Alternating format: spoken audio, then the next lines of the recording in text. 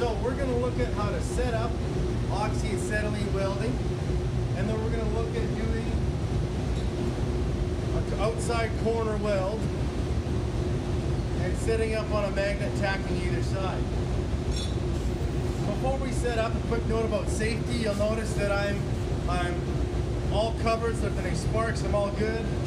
This setup is good for MIG and arc as well. The oxy-acetylene, a jacket should be adequate. And then here we have our face shield as well. That's important. Get all set up with that.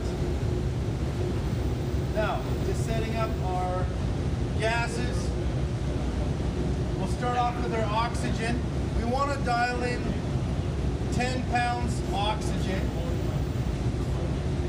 We're going to loosen off this valve all the way. It's a high pressure gas, and so we want to make sure that that is seated. When we back it off, we want to have it seated against the gasket there, so that there's no leakage around the stem here. So it's open all the way. And now we can use this dial, we can tighten it in. And we're looking for 10 pounds, and each little mark here is 5. Got to make sure my oxygen is on. There we go, oxygen's on, and the torch. Oxygen's on and the torch. And now I can dial this in, tightening it.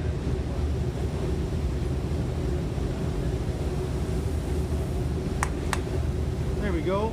Okay, so it just jumped to 10 pounds. Turn that off, and it's going to rise a little bit, but anytime we open it, it'll come back to 10 pounds. Acetylene, we're going to set to 5 pounds. So again, we're going to open up the torch. This time we're only going to open the valve one turn. If anything ever goes wrong, the acetylene is the first thing we want to turn off. So we're going to only have it open one turn. And again, we can start tightening, looking for 5 pounds. Yeah, and this one's rising nice and easy for us. So there's the 5 pounds that we like. Now when I turn off the torch, it's going to rise up a little bit, and that's okay. Once we open it up, it'll be at the right pressure again. Now before I get a live flame, I'm going to want to have my glove so I can just set my torch, hang it up in a safe spot for a moment.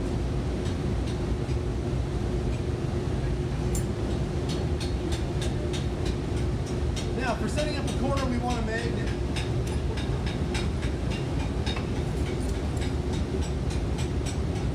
We can set up here and come on in close. Since we're not using filler for this outside corner, I'm going to flip it around. Sometimes there's a lip on the metal, and it's easier sometimes if that lip is oriented one way or the other. And so maybe you can see the top of this piece of metal is flush with the outside edge or the top edge of the other piece. So I'm set up there. Now I can tack it, so I can strike up a flame here on my torch. I can give myself a little bit or a lot of acetylene, depending how exciting I want it to be when I spark up. And if this sparker works good, sometimes you can just do with your hand. I'm not getting the spark I want, so I'm going to try just giving it a little whack on the corner. You can see I dialed in lots of acetylene that time, much more than I needed. Now here's black flame. We're not looking for black smoke. There's not enough acetylene flowing at this point. If I crank it up, we start to see some feathers in the flame. That's a good thing. But we still kind of have a dark gray smoke, a little bit more yet. And we're going to go for a light gray smoke. That's about what we want there. Yeah, we'll go with that. And we're going to mix in a little bit of oxygen here. And now there's this long blue portion of the flame. We're going to bring that back, and there's 2 cones we're looking to meet, and that's called the neutral flame.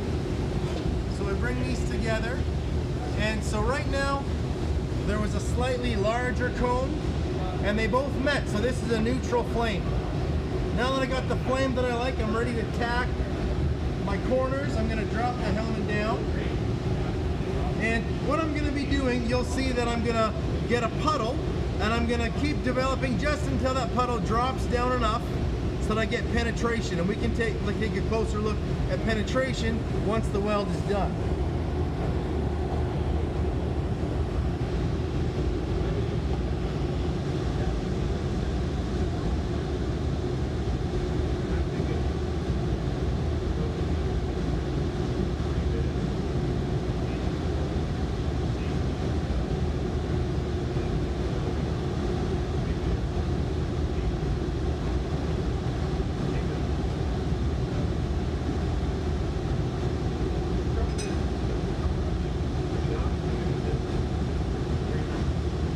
So we've tacked both corners.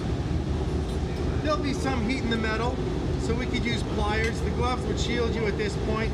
It's a little bit awkward to use the pliers, but we'll use the pliers just to make sure we don't get a burn today. And now I'm going to try to develop a puddle, holding my torch upright and then just off to the side a little bit. So I'm chasing the heat and chasing the puddle across this outside corner.